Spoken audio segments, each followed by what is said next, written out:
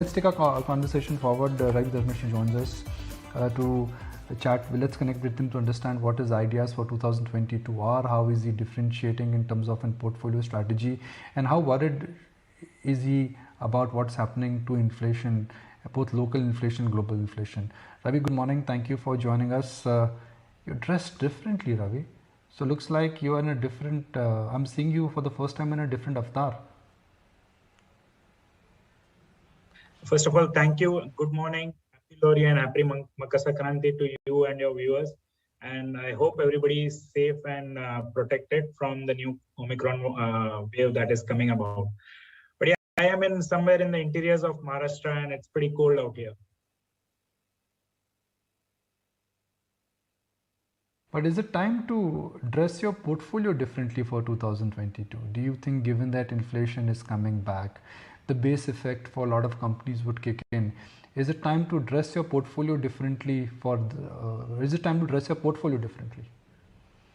No, for sure. There is some changes that we are doing in the portfolio, and we are very reluctant to usually change our portfolio.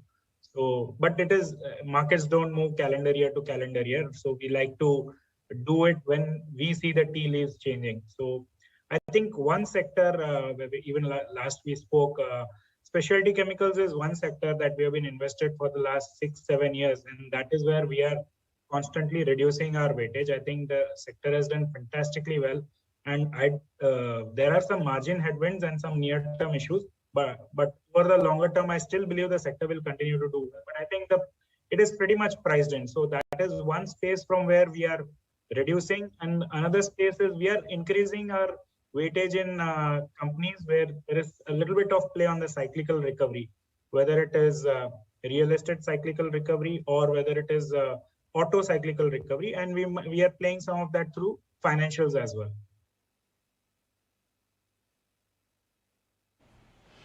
Historically, you've managed a portfolio which has been pharma and tech heavy. So let's talk about pharma. It's been a year, or 2021 has been a year of both good and bad for pharma. It started with a lot of promise, but then pharma became the eyesore and the drag. Why is that happening, and can pharma stocks make a comeback this year?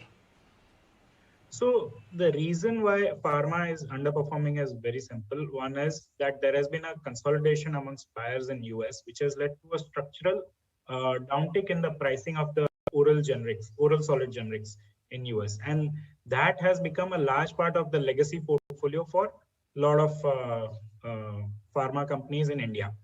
The second part, which is the exciting part, whether it is biosimilars, inhalers, antiviral, COVID portfolio, all those things are leading to growth, but market at this juncture is looking at it as a one-time opportunity and not giving it any kind of a valuation.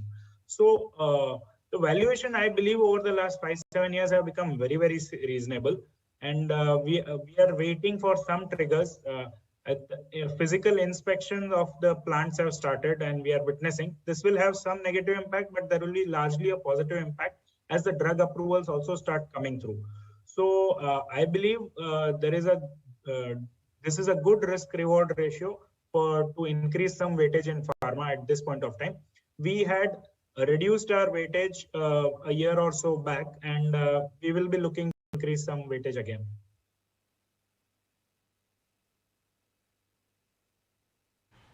Ravi, when you say you're bullish on financials, I'm trying to understand which end of financials, because technically even Paytm is a financial, PB Infotech is also an financial. What end of the financials are you bullish on? No, I'm not talking about the fintech space or the aggregator space, online aggregator space. So I am more bullish on the traditional lending business, and for once I can say pretty much across the board. But our bets have been placed more on the larger private banks. We are backing some cyclical recovery in auto, so CV cycle is on the verge of revival. So maybe CV finances, vehicle finances, and the third is the revival in real estate cycle. So we are betting on some housing finance companies as well. So that is largely where we are looking to increase our weightage. We have increased our weightage as well. So it is largely a play on the cyclical recovery. in the economy, and these are the ways in which we are playing it.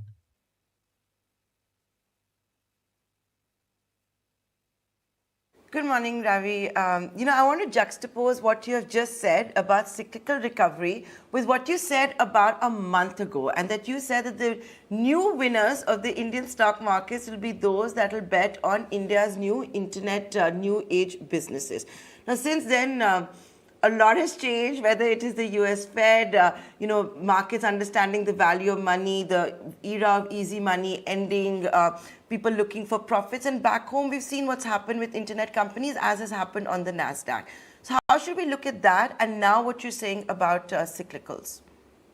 No, so it's not mutually exclusive. I'm bullish on both the spaces. We have exposure to the internet technology platforms as well. See, Nandara, for sure, there is a big boom happening in the startup world in India. And the startup world is now almost 1/10 of the listed space. So it's not a small space that can be ignored. And a lot of these companies are going to get listed over the next couple of years. So till now, the big boom that has played out in US was because all these technology companies were listed, and rest of the world has underperformed US broadly because we never had these new age technology companies.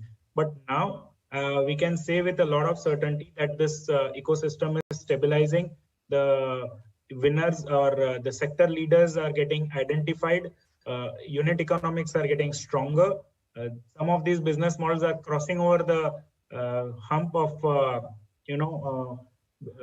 the critical mass is coming through. So these business models, even though they are not profit making at this point of time, but are the future of this new boom that is happening. So one cannot ignore this space. One has to be constantly looking at it, and you can place your bets selectively. But this is where majority of the wealth creation is going to happen over the next 5-7 years.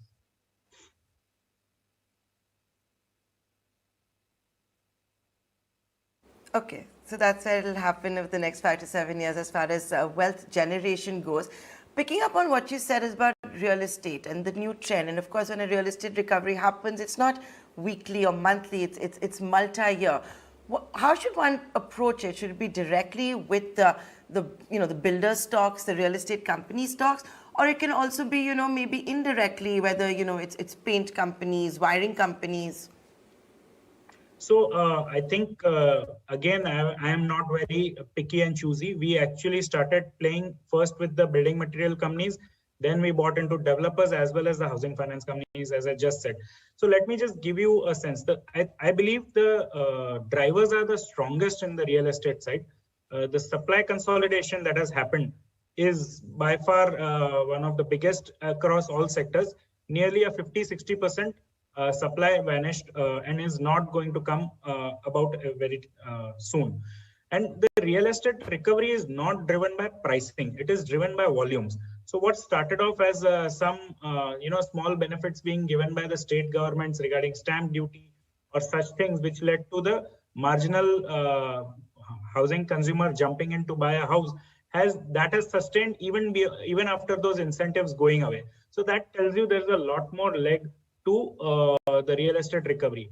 One of the lead indicator that we usually look at is the IT sector wages, because finally that is where most of the migrant labor is. Now, IT sector as well as the startup world combined has created a lot of wealth for individuals, employees, mid-level management, promoters, and these guys are looking for better places, better houses, and they are going to spend a lot of money on that. So that lead indicator is pointing us. This is one of the few years in which Infi, TCS, and so many companies have taken more than one wage hikes. And the level of attrition and the demand for talent is telling you that this tightness is likely to remain for some more time.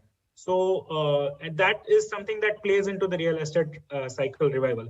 So, and these cycles usually are very, very prolonged. They don't turn on a head. So they will last 5, 7, 10 years at least. The downturn also lasts that long, but we have just begun the upward cycle. So I think you should play as and when across the value chain, no problem at all.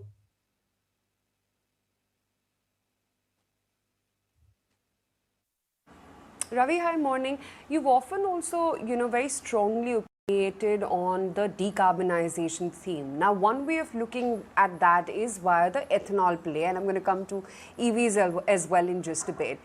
Do you believe that, sugar companies, infra companies like Praj, etc., are in a multi-year bull run, so to speak? No, clearly, India has started off on a path towards decarbonization. We have set ourselves strict targets by 2030, as well as the larger aspirational target of 2070. So ethanol is only step one in that direction.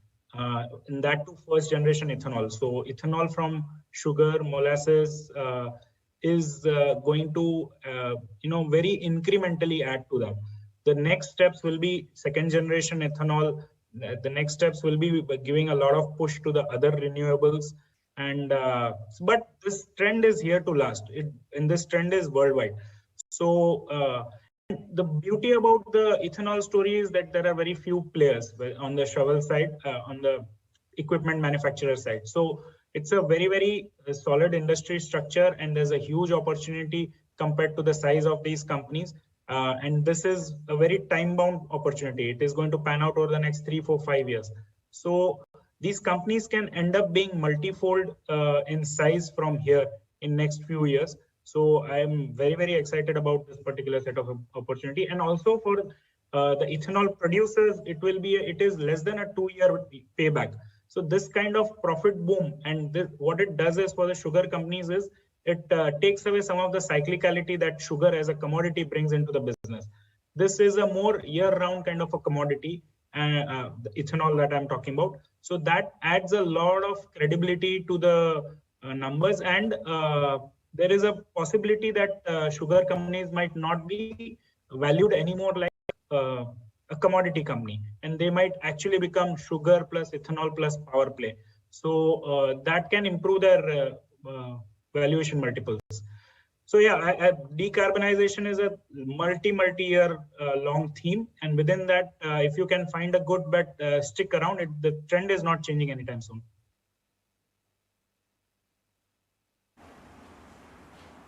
Yeah, indeed. It's somewhat like IT or tech for that matter. It's so fast evolving, the technology here and how this space is going to grow. I wanted to also talk about the other segments besides ethanol. There's EVs, there's renewables, there's the hydrogen play as well. Within the listed space in India, how do you get a piece of that pie? That is our complaint as well. There are not too many players, but I believe this space will expand. Existing listed companies will announce plan to foray into this sector. New companies will come to the market, will get listed in this space, and the overall this space is going to expand. And yes, but that is a challenge at this point of time. We don't have too many EV players. In fact, there are legacy players who could actually bear the brunt of some of this disruption that is happening, which we are witnessing. So, for example, in two-wheelers, the valuations are very, very attractive. But whether these companies are valued traps or whether they go on to become fantastic winners from here, only time will tell, because I am not in a clear position yet to identify whether to bet on the old champions or whether to bet on the new oats.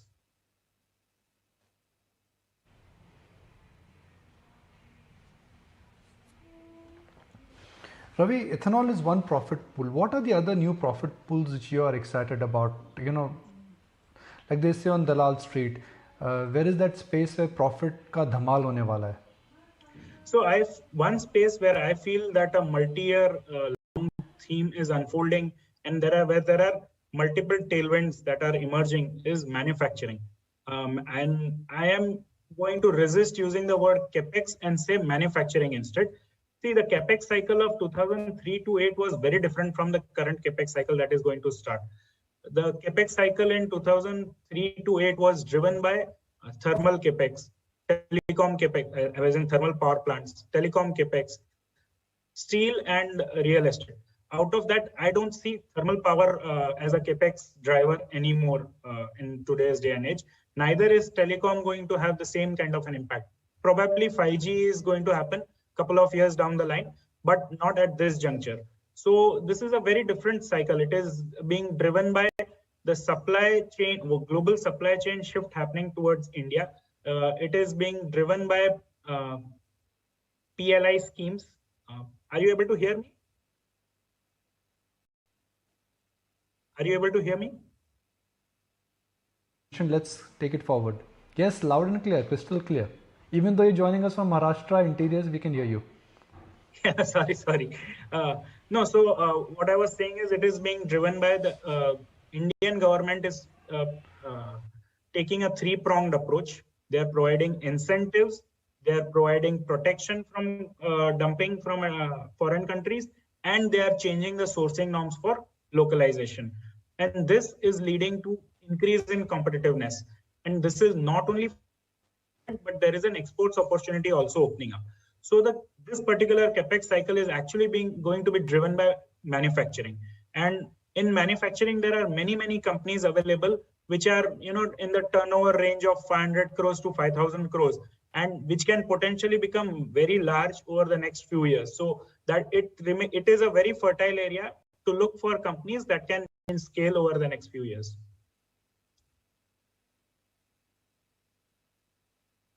Now, Ravi, we've discussed your basic approach towards pharma, but I just want to go back to pharma because you understand that sector thread and bear. Which end of the pharma again you're excited about? Because let's say a year and a half ago, the landscape was different, the underlying commodity trends were different, the API pricing was different, there was a COVID fillip which came in the balance sheet of some of the companies. Now as we talk about FY23 and beyond, what kind of positioning in pharma are you doing? Are you going back to your good old favorites, or are you approaching pharma but different names? No, so I think instead of trying to focus top down on which pockets, I would like to see companies that have shown agility, flexibility to adapt to the changing scenario. So opportunities have come about suddenly in the space of COVID or retrovirals, and companies that have shown ability to capitalize on these opportunities that come about as one time and then last longer than expected.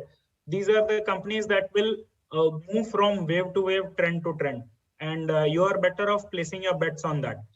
Second way to look at it is obviously where are the profit pools. The profit pool is in the biosimilars, the inhalers, the complex generics, specialty generics. Those are the places where the profit pools are still protected to some extent as compared to the oral solid generics. And which are the companies that are positioning to address those particular profit pools over the next 3-5 years are the ones that are likely to show a substantial growth in their profits as well as in the return ratios. So focus on that. And of course, you have to clear the basic hygiene factors of meeting the minimum manufacturing practices of US FDA. US will still remain the large market. So for all practical purpose, US is the largest profit pool, potential profit pool for the Indian generic players.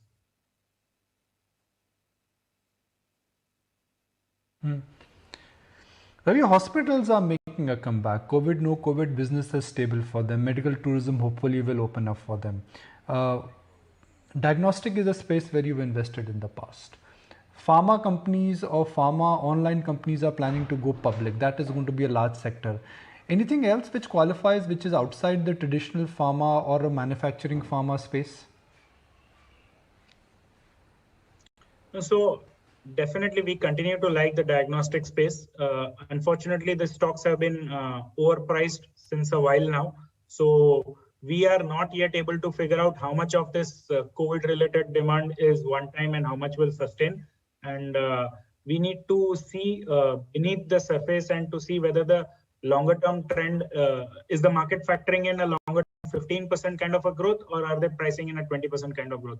I believe from a longer term perspective, having on this large base 20% growth is going to be a challenge. If you are able to find a company that is not factoring in more than 15% growth, then in diagnostic space, that is where I would be willing to look at. Regarding the pharma tech, that new business models that are going to come up, especially about delivery, pharma retail, they are good business models. They are still in a phase where they are burning cash. Soon enough, they will come to the market, and the market has consolidated with 3 large players, Tata, Reliance, and forget the third one. But so the three large players have, so to say, consolidated over here, and the structure is more or less stabilized. So it is in that way, that sense, similar to the food delivery. I think over the next few years, more consolidation, cost optimization, and going towards the profitability phase is what will ensue, and that should give rise to a lot of winners from this space as well. I like this space. We don't have a bet as of now.